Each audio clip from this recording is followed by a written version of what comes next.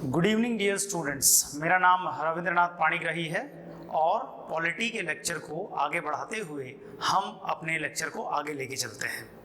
Constitution and polity की समझ में कंसेप्चुअल एनालिसिस तो हम कर ही रहे हैं। आज से मेरा प्रयास ये रहेगा कि हर एक जगह पे मैं ये कोशिश करूं कि आपको कुछ फैक्चुअल सवालों को भी देता चलूं, पर इस बात को ध्यान रखना है कि पॉलिटी की समझ या सब्जेक्ट की समझ आपको ऑब्जेक्टिविटी से नहीं आकर के चीज़ों को समझने से होगी। तो चलिए, भारत के संविधान की प्रस्तावना के दी गई एक एक चीज़ों को समझते हुए आगे बढ़ते हैं। भारत के संविधान की प्रस्तावना, the preamble of the Indian constitution का अर्थ है किसी भी सेटअप, किसी भी सिस्टम में प्रीएम्बल अगर लिखा है तो वो एक लैटिन वर्ड से आया है जिसका अर्थ है, जिसका शब्द होता है प्रीएम्बस। एकदम बेसिक शब्दों में ले तो उसका अर्थात होता है इंट्रोडक्शन, अर्थात परिचय। भारत के संविधान में प्रस्तावना का उद्देश्य है कि भारत का संविधान जिस तरीके से फंक्शन करेगा, भारत की जनता और भारत की सरकार जिस तरीके से एक नए देश को चलाएगी, उसका एक मौजूद ब्लूप्रिंट या उसका एक इंट्रोडक्टरी पार्ट जो है वो हमारा प्रीएम्बल कहलाता है, भारत के संविधान की प्रस्तावना कहलाता है। जो हमें पता है कि जवाहरलाल नेहरू ने उद्देश्य प्रस्ताव के तौर पे 13 दिसंबर 1946 को 13 दिसंबर 1946 को संविधान सभा के सामने रखा और 22 जनवरी 1947 को इस विजन डॉक्यूमेंट को या इस उद्देश्य प्रस्ताव को संविधान सभा ने एक्सेप्ट कर लिया। जब संविधान सभा ने इसे एक्सेप्ट कर लिया तो संविधान सभा के एक्सेप्ट करने के बाद 22 जनवरी 1947 को जवाहरलाल नेहरू का यह उद्देश्य प्रस्ताव भारत के संविधान की प्रस्तावना बन गया। भारत के संविधान की प्रस्तावना बनने के बाद काफी समय तक भारत के संविधान की प्रस्तावना में किसी प्रकार का कोई परिवर्तन नहीं हुआ। भारत का संविधान भारत की पार्लियामेंट को, जब हम पार्लियामेंट कहते हैं तो उसके 3 हिस्से होते हैं, लोकसभा, राज्यसभा और राष्ट्रपति। भारत का संविधान भारत की पार्लियामेंट को, संसद को यह अधिकार देता है कि वह अगर रिक्वायर्ड हो तो भारत के संविधान में बदलाव कर सकती है। भारत के संविधान की प्रस्तावना में एकमात्र बार अमेंडमेंट हुआ है। सवाल पूछता है कि कितने बार अमेंड किया जा चुका है, तो इस कितने बार का आंसर है कि भारत के संविधान की प्रस्तावना को मात्र एक बार अमेंड किया है। कब किया गया है? 42nd constitutional amendment of 1976। किसी भी कॉन्स्टिट्यूशनल अमेंडमेंट को याद करने के दृष्टिकोण से ये उसको लिखने का तरीका होता है। पहले आप उसको, उसके नंबर को लिखते हैं और उसके बाद ऑब्लिक लगा करके वो किस साल में हुआ है, तब आप उसको याद करने के 2 तरीके आपके पास आ जाते हैं। इसे मिनी कॉन्स्टिट्यूशन भी कहा जाता है, छोटा संविधान भी कहा जाता है, जो इंदिरा गांधी की सरकार ने किया था। मिनी कॉन्स्टिट्यूशन में 42nd अमेंडमेंट ऑफ 1976 से एक बार भारत के संविधान की प्रस्तावना को अमेंड किया गया है, अर्थात संशोधित किया गया है। यह पूछा जाता है कि कितने बार संशोधित किया गया। और भारत की संविधान की प्रस्तावना में जब संशोधन किया गया तो कुछ शब्द जोड़े गए जो शब्द पहले भारत की संविधान की प्रस्तावना में नहीं हुआ करते थे। वो कौन कौन से शब्द हैं जो भारत की संविधान की प्रस्तावना में 42nd अमेंडमेंट ऑफ 1976 के द्वारा जोड़े गए, ये भी एक सवाल बनता है। वो शब्द हैं सोशलिस्ट, वो शब्द है सेक्युलर और वो शब्द है इंटेग्रिटी। सोशलिस्ट का अर्थ होता है समाजवाद, पढ़ेंगे हम आगे कि क्या होता है समाजवाद। सेक्युलर का अर्थ होता है पंथ निरपेक्ष। भारत कैसा देश है? तो पंथ निरपेक्ष देश है। सोशलिस्ट, सेक्युलर और इंटेग्रिटी शब्दों को पहली बार जोड़ा गया एकमात्र कॉन्स्टिट्यूशनल अमेंडमेंट से, जो भारत की संविधान की प्रस्तावना में सिर्फ एक अमेंडमेंट हुआ है। कौन से कॉन्स्टिट्यूशनल अमेंडमेंट से हुआ है? वो हुआ है 42nd अमेंडमेंट ऑफ 1976 से, जब समाजवाद, सेक्युलर और इंटेग्रिटी अर्थात समाजवाद, पंथ निरपेक्ष और इंटेग्रिटी नाम के शब्द जोड़े गए। संविधान की प्रस्तावना को अगर हम पढ़ें तो वो कहता है we the people of India, हम भारत के लोग, हम भारत के लोग are the source of the power of Indian constitutional setup और the Indian political setup. We the people of India are the source. तो भारत के संविधान में सत्ता का स्रोत क्या है, सवाल पूछा जाता है। भारत के संविधान में सत्ता का स्रोत है हम भारत के लोग अर्थात भारत की जनता, और भारत की जनता जिसे चुनेगी सरकार चलाने के लिए उसे इस लोकतंत्र को चलाना होगा। भारत के संविधान का नेचर क्या है? What is the political nature of the Indian constitution? Sovereign, socialist, secular, democratic, Republic, SSDR। तो हम भारत के लोग is the source of constitution and the nature of Indian political setup.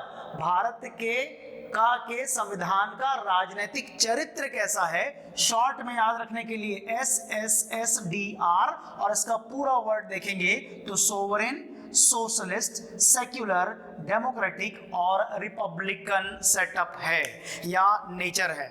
देखिए स्टूडेंट्स, हमें भारत के संविधान के पूछे जाने वाले प्रश्नों को अटेम्प्ट करने के लिए प्रस्तावना में दिए गए इन शब्दों को, सोवरेन को, सोशलिस्ट को, सेक्युलर को, डेमोक्रेटिक को और रिपब्लिक को समझना होगा कि भारत के संविधान में किस दृष्टिकोण से या किस कारण से इन शब्दों का चयन किया गया है।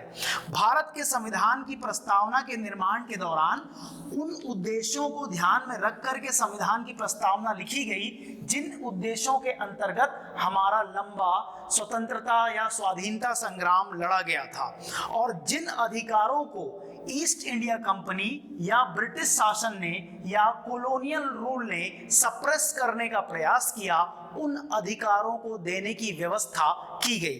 अर्थात भारत के संविधान के पूरे डॉक्यूमेंट का अगर क्रक्स देखा जाए तो उसे हम प्रस्तावना में ढूंढ सकते हैं। देखते हैं पहला शब्द, पीछे देखें, पहला शब्द आता है सोवरेन। तो हम पहला शब्द जो लेते हैं यहाँ पर उसे सोवरेन कहते हैं, और इसको हिंदी में कहते हैं संपूर्ण प्रभुत्व संपन्न। देखिए डियर स्टूडेंट, इस शब्द को समझाने के लिए मैंने भारत का एक मैप लिया है, और इस भारत के मैप में अगर इधर देखेंगे तो पाकिस्तान है, यहाँ देखेंगे तो चाइना है, इधर देखेंगे तो म्यांमार है।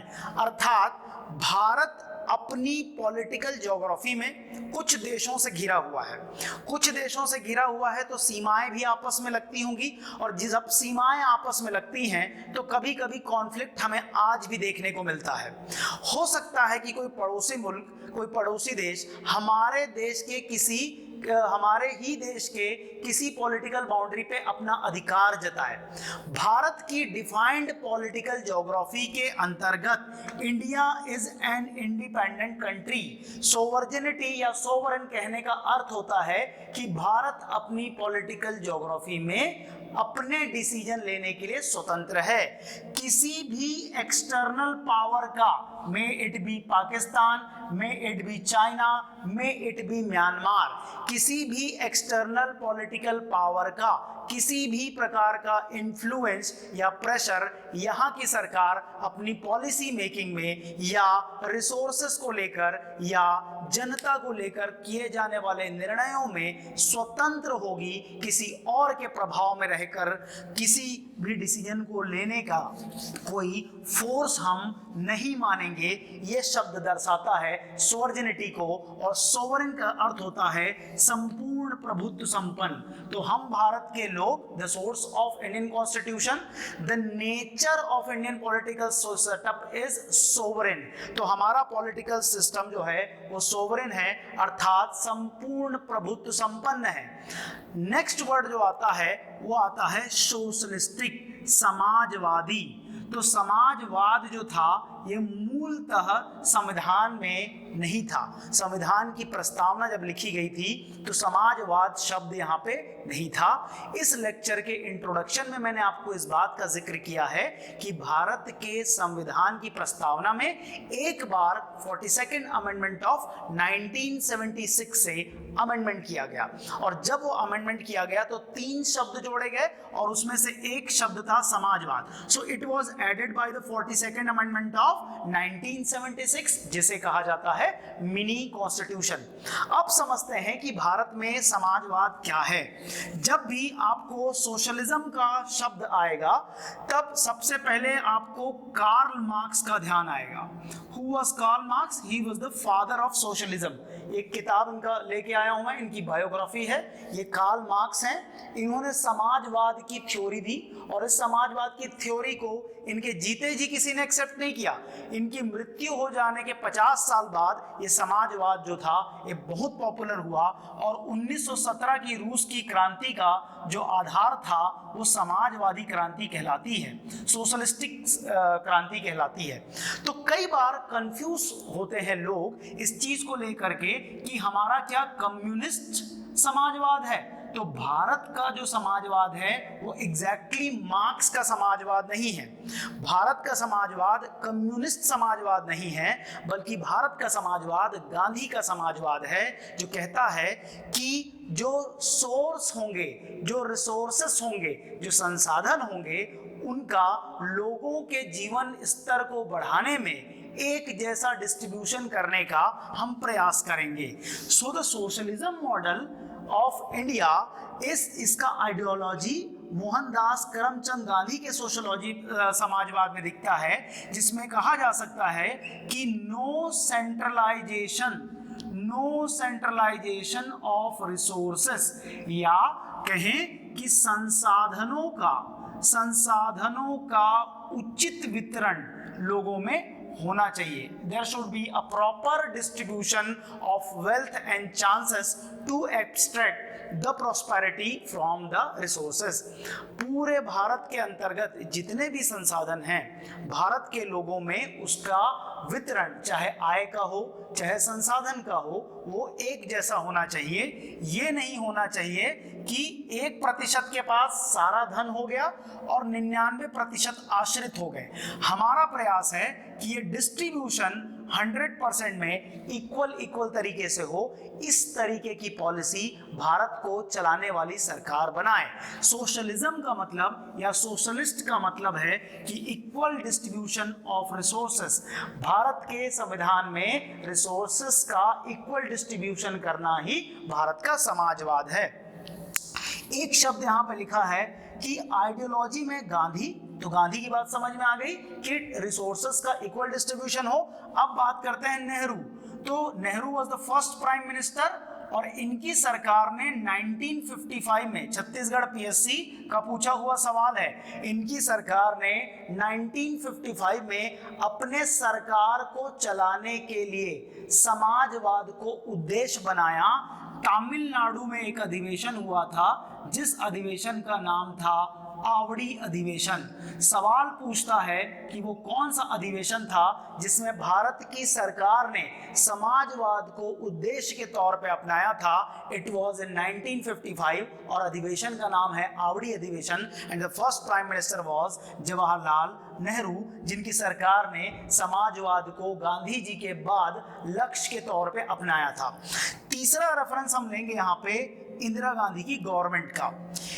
इंदिरा गांधी की सरकार 1969 में बैंकों का राष्ट्रीयकरण करती है, नेशनलाइजेशन ऑफ बैंक। बैंकों का नेशनलाइजेशन करने से पहले आम आदमी के लिए चीज संभव नहीं था कि वो बैंकों में खाते खोल सके। कोल माइंस का नेशनलाइजेशन करती है, तो कोल माइंस प्राइवेट प्लेयर्स के हाथ में थे। रिसोर्सेस को जनता के लिए खोल देना या रिसोर्सेस पर जनता का अधिकार दे देना ये इंदिरा गांधी का समाजवाद कहा जा सकता है। समाजवाद को उन्होंने आइडियोलॉजी के तौर पे नहीं बल्कि सरकार के द्वारा लिए गए निर्णयों में दिखाने का प्रयास किया और इसलिए इंदिरा गांधी की सरकार ने ही 42nd अमेंडमेंट ऑफ 1976 में समाजवाद शब्द को भारत के संविधान में जोड़ा, जो मूल संविधान में नहीं था। याद रखना 42nd अमेंडमेंट ऑफ 1976 में 3 शब्द जुड़े थे, सोशलिस्ट, सेकुलर एंड इंटेग्रिटी। तो भारत का समाजवाद कार्ल मार्क्स का समाजवाद नहीं है बल्कि भारत का समाजवाद गांधी का समाजवाद है। और भारत का समाजवाद इस बात पर यकीन करता है कि स्टेट को ऐसी पॉलिसीज बनानी चाहिए या स्टेट ऐसी पॉलिसी बनाएगा जिनमें हर एक इंसान को रिसोर्सेस का ऑप्टिमम यूटिलाइजेशन करने का चांस मिलेगा। चलिए थर्ड वर्ड की तरफ हम चलते हैं, सेक्युलर, पंथ निरपेक्ष। इसको हिंदी में हम कहेंगे पंथ निरपेक्ष, सेक्युलर। सेक्युलर शब्द भी मूल संविधान में नहीं था, इसे जोड़ा गया 42nd अमेंडमेंट ऑफ 1976 जिसे कहा जाता है मिनी कॉन्स्टिट्यूशन। अब देखिए भारत में पंथ निरपेक्षता पॉजिटिव सेंस में है। क्यों पॉजिटिव सेंस में है? अगर आप बात करें फ्रांस की, अगर आप बात करें रशियन सेटअप की, तो वहां पर सेटअप या पॉलिटिकल सेटअप लोगों को रिलीजियस प्रैक्टिस करने के लिए कई हद तक रोकता था। अगर हम भारत की बात करें तो इंडिया के कॉन्स्टिट्यूशन में सेक्युलर या पंथ निरपेक्ष का अर्थ है कि सरकार का या पॉलिटिकल सेटअप का कोई भी रिलीजन नहीं होगा, there will be no religion of the political setup. लेकिन इस देश में रहने वाले ऑल दो स्टेट का मतलब यहाँ पे छत्तीसगढ़ मध्य प्रदेश नहीं है, स्टेट का अर्थ है यहाँ पे India, that is Bharat. Bharat के संविधान में दो शब्द दिए गए हैं, भारत के लिए एक इंडिया शब्द भी दिया गया है एंड दैट इज करके लिखा है भारत। तो इंडिया दैट इज भारत, यहाँ जब हम स्टेट लिखेंगे तो इसका मतलब होता है India that is Bharat has no religion. लेकिन इसके रहने वाले 130 करोड़ लोगों में अपने अपने धर्म को मानने की किसी भी प्रकार की पाबंदी या नहीं मानने की किसी प्रकार की पाबंदी नहीं होगी। इनफैक्ट भारत के संविधान ने पॉजिटिव सेंस में सेक्युलरिज्म को डिफाइन करते हुए फ्रीडम टू रिलीजन दिया है लोगों को, और फ्रीडम टू रिलीजन हमारे कॉन्स्टिट्यूशन में आर्टिकल नंबर 25 से लेकर के 28 तक पढ़ा जाता है, जिसमें 3 प्रकार की स्वतंत्रताओं की बात करता है। प्रैक्टिस करने की, कोई अपने धर्म को मान सकता है, प्रोफेस करने की और उसको प्रोपगेट करने की, अर्थात अपने धर्म को मान सकता है, उसका विस्तार कर सकता है और उसके लिए संस्थाएं भी बना सकता है कि वो अपने धर्म का प्रचार करे। तो भारत में सेक्युलरिज्म का अर्थ है कि इंडियन पॉलिटिकल सिस्टम का अपना कोई रिलीजन नहीं होगा, सभी धर्म उसके लिए बराबर हैं, किसी विशेष धर्म के प्रति उसका झुकाव नहीं होगा। लेकिन जहां तक लोगों की बात आती है, जहां तक भारत के नागरिक हैं, तो नागरिक अपने धर्म को मानने, उसका प्रचार करने, उसके लिए संस्थाएं बनाने और उन संस्थाओं का मैनेजमेंट करने के लिए स्वतंत्र होंगे। ये रिलीजियस फ्रीडम भी सेक्युलरिज्म के अंतर्गत भारत का संविधान उसकी जनता को देता है। भारत के संविधान में पंथ निरपेक्षता नाम का शब्द पहले नहीं था, 42nd अमेंडमेंट ऑफ 1976 से सेक्युलरिज्म वर्ड को जोड़ा गया। नेक्स्ट वर्ड आता है SSS में सोवरेन सोशलिस्ट सेकुलर हो गया। Now we come to democracy, demo and cracy. तो डेमो का अर्थ होता है पीपल और क्रेसी का अर्थ होता है रूल, मतलब जनता का रूल। तो जनता का रूल दो तरीके से हो सकता है, डायरेक्टली या तो पब्लिक जाए और अपने लिए शासन करे, जो कि प्रैक्टिकली संभव नहीं है, और दूसरा तरीका हो सकता है कि कोई ऐसा सेटअप बनाया जाए जिसमें ये जनता अपने मत के द्वारा, ये देखिए यहाँ पे जनता का वोट का सिंबल बना हुआ है, जनता अपने मत के द्वारा अपने लिए सरकार चुने और ये सरकार एक सीमित समय के लिए उस जनता के प्रतिनिधित्व के लिए आप वहां पे शासन करें। जब भारत का संविधान बना, संविधान सभा बनी, तो 1946 से लेकर के 1952 तक कोई भी इलेक्टेड गवर्नमेंट नहीं थी। तो जब संविधान सभा समाप्त हो रही थी तब इस बात पर जिक्र हुआ कि संविधान सभा के समाप्त हो जाने के बाद पॉलिटिकल सेटअप को कैसे चलाया जाएगा। डेमोक्रेसी अगर हम प्रिफर कर रहे हैं कि भारत एक डेमोक्रेसी होगा, तो इस डेमोक्रेसी में चयन किस तरीके से होंगे। तो भारत के संविधान को पूर्णतः लागू करने से ठीक एक दिन पहले अर्थात 25 जनवरी 1950 को निर्वाचन आयोग का गठन किया गया। क्यों निर्वाचन आयोग का गठन किया गया? ताकि आने वाले समय में भारत के लिए सरकार चुनने के लिए ये जो भारत की जनता है उसको एक तरीका बताया जाए कि किस तरीके से वो चुनाव में पार्टिसिपेट होगी, और निष्पक्ष चुनाव कराने के लिए एक संस्था का गठन किया गया जिसका नाम था निर्वाचन आयोग। 25 जनवरी 1950 को इसका फॉर्मेशन हुआ, इसलिए हर साल हम 25 जनवरी को नेशनल वोटर्स डे सेलिब्रेट करते हैं। कॉन्स्टिट्यूशनल सेटअप में डेमोक्रेटिक सेटअप की अगर हम बात करें तो इंडिया में इनडायरेक्ट फॉर्म ऑफ डेमोक्रेसी है। डायरेक्ट फॉर्म ऑफ डेमोक्रेसी क्या होता, जब ये एक एक आदमी जाकर के अपनी सरकार चलाता, जो कि हाईली इम्प्रैक्टिकल चीज है। इसलिए सीमित समय के लिए ये जनता अपने बिहाफ में इनडायरेक्टली किसी को अधिकार दे देती है कि आप हमारे बिहाफ में सरकार चलाइए, और इसलिए भारत का जो पॉलिटिकल डेमोक्रेसी है उसे indirect representation by the people कहा जाता है। और इसके लिए भारत की पार्लियामेंट ने एक कानून पारित किया, और उस कानून को ही फॉलो करके हम किसी भी प्रकार के चुनाव में वोट देते हैं, और उस चुनाव का नाम, उस एक्ट का नाम है act for representation of people 1951। अगर आपको पूछेगा कि किस आधार पर आप वोट देते हैं, तो ये वो एक्ट है जिसके आधार पर हमें एक लीगल राइट दिया गया। ध्यान रखना, एक सवाल पूछता है कि मत देने का अधिकार कैसा अधिकार है। मत देने का अधिकार मौलिक अधिकार, फंडामेंटल अधिकार नहीं है, बल्कि it is a legal right. यह एक विधिक अधिकार है, क्योंकि एक कानून के द्वारा दिया गया है। कौन सा कानून? Act for representation of people of India. हम जिन्हें भी चुनते हैं वो हमारे रिप्रेजेंटेटिव होते हैं, जो एक निश्चित समय 5 साल के लिए हमारे लिए पॉलिसीज बनाते हैं। 5 साल सीमित वर्ष इसलिए कि वो परफॉर्मेंस के बेसिस पे जनता फिर से निर्णय कर सके कि इनको चुना जाना चाहिए या नहीं चुना जाना चाहिए। इसलिए हर 5 साल में सीमित समय में चुनाव होते हैं, और चुनाव कराने के लिए जो बॉडी है इलेक्शन कमीशन ऑफ इंडिया है, जिसका फॉर्मेशन किया गया 25 जनवरी 1950। हर एक व्यक्ति के पास, हमारे पास लीगल वोटिंग राइट्स हैं, अर्थात हम जब बात करते हैं कि राजनीतिक न्याय 1 person is equal to 1 vote की बात आती है। चलिए, डेमोक्रेसी के बाद जो नेक्स्ट टर्मिनोलॉजी हमें समझने की आवश्यकता है उसे हम कहते हैं रिपब्लिक।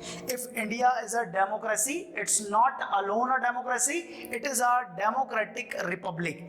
तो what is the difference between a democracy and a republic? लोग एक समझ लेते हैं, लेकिन दोनों में अंतर है। देखिए, इस चीज को समझने के लिए, रिपब्लिक को समझने के लिए आप 2 देशों को कंपेयर करिए, यूनाइटेड किंगडम और इंडिया का पॉलिटिकल सेटअप। यूनाइटेड किंगडम भी डेमोक्रेसी है, इंडिया भी डेमोक्रेसी है, लेकिन इंडिया रिपब्लिक है, गणतंत्र है। लेकिन यूनाइटेड किंगडम की कॉन्स्टिट्यूशनल हेड जो है वो रानी है या एक स्पेसिफिक फैमिली से है। इसका अर्थ है कि it is not a republic. Bharat democratic Republic है, यूके डेमोक्रेसी तो है, लेकिन आज भी वहाँ रूल ऑफ द क्राउन चलता है, क्योंकि वहाँ की कॉन्स्टिट्यूशनल हेड जो है वहाँ की रानी है। कहा जा सकता है बहुत सिंप्लीफाइड वे में कि गणतंत्र का अर्थ होगा कि संवैधानिक प्रमुख जो होंगे या राष्ट्र प्रमुख जो होंगे वो किसी परिवार से नहीं होंगे, अर्थात राजा जैसा कोई सेटअप नहीं होगा। ठीक, एक शब्द हम इस्तेमाल करते हैं, अभी एक पिक्चर आई थी जिसमें कहता है कि राजा का बेटा राजा बनेगा, ऐसा नहीं है। अगर डेमोक्रेसी के साथ में रिपब्लिकन सिस्टम है, अर्थात गणतांत्रिक व्यवस्था है, तो गणतंत्र में जो कॉन्स्टिट्यूशनल हेड होगा वो हमेशा किसी न किसी प्रक्रिया के द्वारा चुना गया होगा। अब किसी ना किसी प्रक्रिया हम इसलिए कह रहे हैं क्योंकि हमारा कॉन्स्टिट्यूशनल हेड, हमारे प्रेसिडेंट जो हैं वो डायरेक्टली नहीं चुने जाते, अपितु इनडायरेक्टली चुने जाते हैं। हमारे 2 नेशन हेड हैं। रियल हेड होता है हमारा प्रधानमंत्री और नॉमिनेटेड हेड होता है हमारा प्रेसिडेंट ऑफ इंडिया। इन्हें हम नाम मात्र की कार्यपालिका कहते हैं। नाम मात्र की कार्यपालिका कौन है? या राष्ट्राध्यक्ष कौन है भारत का, तो भारत का राष्ट्रपति। और वास्तविक कार्यपालिका की बात करते हैं, एक्चुअल डिसीजन कौन लेता है, तो वो कौन लेता है, real head, that is the प्रधानमंत्री, the prime minister of India. जब भी कॉन्स्टिट्यूशनल हेड की बात आती है, अगर वो किसी विशेष परिवार से नहीं है, किसी चुनावी प्रक्रिया के द्वारा चुना गया है, तो ऐसे पॉलिटिकल सेटअप को ही हम रिपब्लिकन पॉलिटिकल सेटअप कहते हैं। So India is a democracy and India is also a republic because the head of the nation of India is not from a specific family but he is indirectly elected by the people of India। Bharat के राष्ट्राध्यक्ष का चुनाव indirect होता है और वो किसी विशेष परिवार से नहीं है, इसलिए भारत एक गणतंत्र है, भारत एक संवैधानिक गणतंत्र है। Head of the state are elected not nominated by heredity, so there should be no heredity followed in the political system. In that case only any political system will be known as a republican system। So Bharat के संविधान को हमने प्रस्तावना को शुरुआत किया हम भारत के लोग से, जो कि सोर्स है, और पॉलिटिकल सिस्टम का nature, the nature of the political system SSSDR, sovereign, socialist, secular, democratic and Republic. Republic is the last word. Sovereign, socialist, secular, democratic, Republic में से आपका सोशलिस्ट, सेकुलर एंड आगे चल के इंटेग्रिटी वर्ड जो है, एक बार भारत के संविधान की प्रस्तावना में जो सुधार किया गया उसके द्वारा जोड़े गए, अर्थात मूल संविधान में समाजवाद नहीं था, पंथ निरपेक्ष नहीं था और इंटेग्रिटी शब्द नहीं था। कब जोड़ा गया? Bye the 42nd amendment of 1976। कितनी बार भारत के संविधान की प्रस्तावना में सुधार या संशोधन किया गया है? एक बार। कौन से कॉन्स्टिट्यूशनल अमेंडमेंट से? 42nd amendment of constitutional amendment से। आगे बढ़ते हैं। इतनी समझ के आधार पर आपको एक सवाल पूछता है, कनेक्टेड सवाल है, क्या भारत के संविधान की प्रस्तावना संविधान का अंग है और क्या भारत के संविधान की प्रस्तावना को अमेंड किया जा सकता है? ये दो सवाल आपको अलग अलग तरीके से पूछे जाते हैं। उसके लिए दो केस स्टडी को जानना है, एक बेरूबाड़ी केस 1960 और एक केशवानंद भारती केस 1973। बेरूबाड़ी केस ने कहा कि यस, भारत के संविधान की प्रस्तावना को संशोधित किया जा सकता है, लेकिन बेरूबाड़ी ने कहा कि प्रस्तावना संविधान का अंग नहीं है। सो बेरूबाड़ी केस का आउटकम था कि the amendment can be done but preamble is not part of the entire draft of Indian Constitution। 1960 में भारत और पाकिस्तान के बीच बेरूबाड़ी नाम के एक गांव को लेकर के एक्सचेंज की बात आई, तब कोर्ट ने ये आदेश दिए कि संविधान की प्रस्तावना में तो सुधार कर सकते हैं, लेकिन संविधान की प्रस्तावना संविधान का अंग नहीं है। द क्रक्स ऑफ बेरूबाड़ी कि इस केस ने भारत की प्रस्तावना को भारत के संविधान का अंग नहीं माना। प्रश्न यही है कि is preamble a part of Indian Constitution? प्रश्न एक खत्म। And can it be amended? बोला अमेंड कर सकते हैं, लेकिन it is not part of the entire constitution. अगर संपूर्णता में समझें तो इनैक्ट करने के उद्देश्यों के ये विरोध में लगता है, अर्थात इस डिसीजन में कहीं गलती थी और उस डिसीजन की गलती को सुधारा गया। अगले केस में अगला एक माइलस्टोन जिसे हम केशवानंद भारती के नाम से जानते हैं। केशवानंद भारती शंकराचार्य थे जिन्होंने सवाल उठाया कि क्या भारत के संविधान को अमेंड संविधान को अमेंड किया जा सकता है? अगर हाँ तो कहां तक अमेंड करने की शक्ति संसद रखती है? इसके उत्तर में 13 बेंचेस की सवाल पूछा गया है कि कितने जजेस की बेंच थी। 13 जजों की बेंच ने 67 डेज बहस किया और 67 दिन बहस करने के बाद ये कंक्लूजन निकाला कि भारत के संविधान के संसद को ये अधिकार है कि वो प्रस्तावना और पूरे संविधान को किसी भी तरह से अमेंड कर सकती है, परंतु फंडामेंटल स्ट्रक्चर प्रभावित नहीं होना चाहिए। लेकिन इसने ये कहा कि बेरूबाड़ी में जो कहा गया कि प्रस्तावना अंग नहीं है, उसमें सुधार करते हुए कि प्रस्तावना भारत के संविधान का ही माना गया। किस केस में? केशवानंद भारती केस में। मूलभूत ढांचा या फंडामेंटल स्ट्रक्चर का कंसेप्ट किसने दिया? तो दिया केशवानंद भारती ने। केशवानंद भारती केस आता है 1973 में और उसके बाद भारत के समाज के अंतर्गत, संविधान के अंतर्गत 1976 का मिनी कॉन्स्टिट्यूशन होता है, जहां पर प्रस्तावना को भी अमेंड कर दिया जाता है। तो जब प्रस्तावना के अमेंडमेंट को देखा जाता है कि कौन कौन से उसमें अमेंडमेंट किए गए, तो उसको नॉन कॉन्स्टिट्यूशनल क्यों नहीं बताया गया। तब जिस प्रकार के शब्दों को भारत के संविधान की प्रस्तावना में जोड़ा गया था, वो एक्चुअली भारत के कॉन्स्टिट्यूशन के संवैधानिक मूल्यों को बढ़ाते थे। समाजवाद बढ़ाता था, पंथ निरपेक्ष बढ़ाता था, इंटेग्रिटी भी भारत के संविधान की वैल्यूज को बढ़ाता था। साथ ही साथ इसमें आगे चल करके 42nd अमेंडमेंट से ही जोड़ा गया भारत के संविधान के अंतर्गत फंडामेंटल ड्यूटीज, जो भारत के लोगों की सजगता को संवैधानिक तंत्र से जोड़े रखने का एक प्रयास के तौर पे देखा जा सकता है। फर्दरमोर इंडियन कॉन्स्टिट्यूशन के और कुछ फीचर्स हैं जिनको हमको समझना होगा कि किस तरीके से हमारे पॉलिटिकल सेटअप को आगे चलाया गया भारत का संविधान बनने के साथ साथ। तो कुछ और विशेषताएं हैं। अन्य विशेषता या अदर फीचर के अंतर्गत हम देखते हैं कि कौन कौन सा अन्य विशेषता हमारे भारत के संविधान के अंतर्गत है, जो हम अगले लेक्चर में कंटिन्यू करेंगे। Thank you.